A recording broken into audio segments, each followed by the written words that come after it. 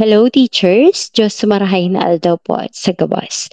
For today, we will solve this rational expression 2x plus 1 all over x plus 4 plus 3 is equal to negative 2 all over x plus 4. So we are to solve for x at we also have our missing variables sa ating denominator. So ang gagawin po natin dito ay compare po natin ang CARS KCS 991 calculator at ang ating Casio FX 570 ES Plus.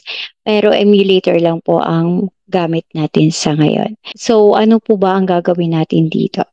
Kokopyahin lang po natin mismo kung ano ang ansyaan na given.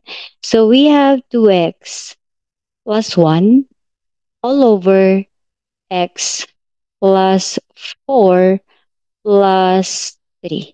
So press arrow right, be careful with the cursor. And we have negative 2 all over x plus 4. So here, just the same, we will input 2x plus 1 all over x plus 4 plus 3 is equal to negative 2 all over x plus 4. So this negative 2 over x plus 4 is just the same with negative 2. Negative na nasa numerator ay pareho lang po ang dalawang yan. So we will use shift calc or shift solve, then equal sign, the answer is negative 3. Apakabilis po ng ating Casio. Unfortunately, hindi po kaya ng ating CARS KCS 991 calculator. So, the answer is negative 3. What if magkaroon po tayo ng initial guess na malapit po sa ating correct answer? So, let's say negative 2. Let's try. So, kaya po ng ating calculator kung magkakaroon po tayo ng initial guess na malapit sa ating correct answer. Para saan po ba yung initial guess? This is to guide our calculator kung ano po yung tamang sagot.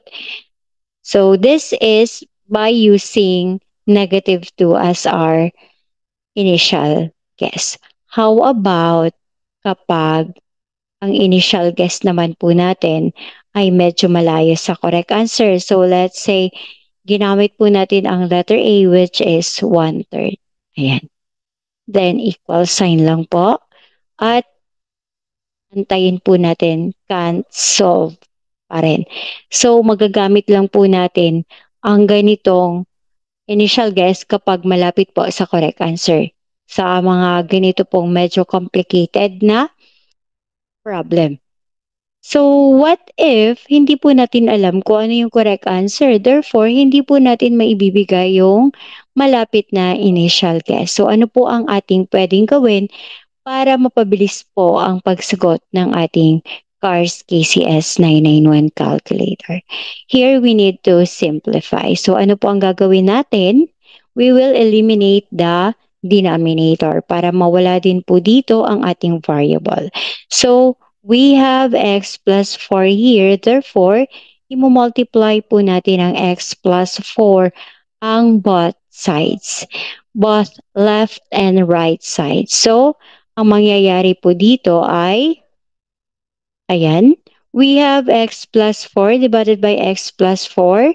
Pareho po ang ating numerator at denominator. Therefore, the answer is 1. At cancelled na po ang ating denominator here.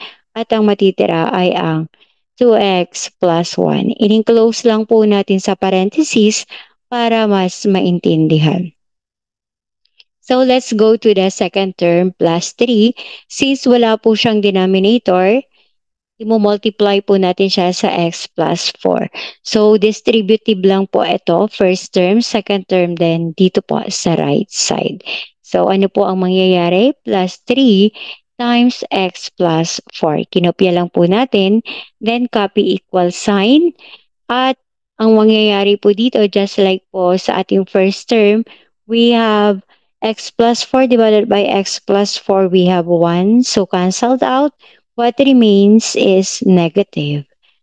So this is the simplified form of the given rational expression or equation. At ito na po ang ating i-input sa ating calculator. Okay. So we have 2x plus 1 plus 3 times, wag po natin kakalimutan ang x plus 4, then equated to negative 2. Then shift calc. Ayan, hayaan lang po natin ang ating initial guess, although medyo malayo po sa ating correct answer. And equal sign, the answer is also negative 3, just the same po sa ating kasyo. So, kapag simplified, okay lang kahit medyo malayo ang ating initial guess. Huwag lang kapag ganito pong complicated na we have denominator kung saan andoon din po ang ating missing variable. So this is using shift calc or shift solve function. Solution number 2 or option number 2, we will use the calc function. So here we will just plug in 2x plus 1 all over x plus 4. So kokopyahin lang po natin ulit ang given expression. And we have negative 2 over x plus 4. Para po ito sa mga hirap po mag-simplify. At dahil ang condition po dito, ito pong left side ay equal sa ating right side. Therefore, yung value po nito ay dapat the same po ng value nito. At dahil dyan, pwede po nating palitan ang ating equal sign ng colon. Ayan. Then, calc. Tatanungin po tayo ng value ng x. Please note na ang ating a, b, c at d ay value ng x. So, we will try first letter A, which is x is equal to 1/3. So, we will input 1/3 for our option A, then equal sign. Dapat po, ganito din yung value ng ating right side para masatisfy ang equation. Therefore, since hindi niya na-satisfy at hindi pareho ang value, hindi po si 1/3 ang sagot. So, let's move to letter B, x is equal to negative 3. Ayan, negative 2, negative 2. Therefore, satisfy na pareho po ang value ng ating left and right side. So, the answer is negative 3, just the same. This one. But we also have to try letter C, which is negative 1/3.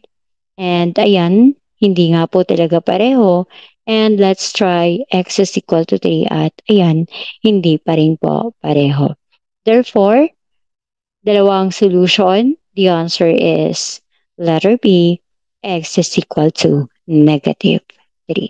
Although may limitations po ang ating CARS KCS 991 compared sa ating na-bond na Casio FX 570 ES Plus, no worries dahil we have different approaches kung paano po natin sasagutin ang medyo mahirap, medyo complicated na problem. So ayan, kailangan lang po nating ma-differentiate kung kailan po natin gagamitin ang ating shift, solve at calc function. So this is all for this shift, solve and calc function using our calculators. By the way, please do note that as of the moment, out of stocks na po ang ating CARS KCS 991 calculator. At according po sa ating CARS Calculators Philippines, by the end of July pa po magkakaroon ng stocks.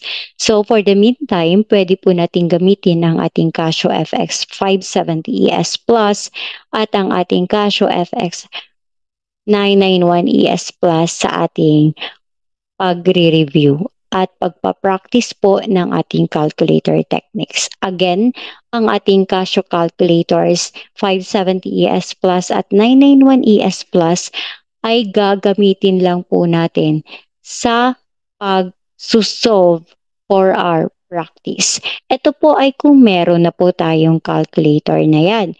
Pero kung bibili, wag na wag dahil hindi naman po natin yan magagamit sa ating board exam. For the meantime lang naman po, habang wala pa pong stock sa ating CARS KCS 991. Again, bawal na po ang 570 ES Plus at 991 ES Plus. At ang ating nire-recommend sa kasalukuyan ay ang ating CARS KCS 991 calculator. So this is all for today. Thank you for watching. Kindly share so we can help more self-review math majors. God bless everyone.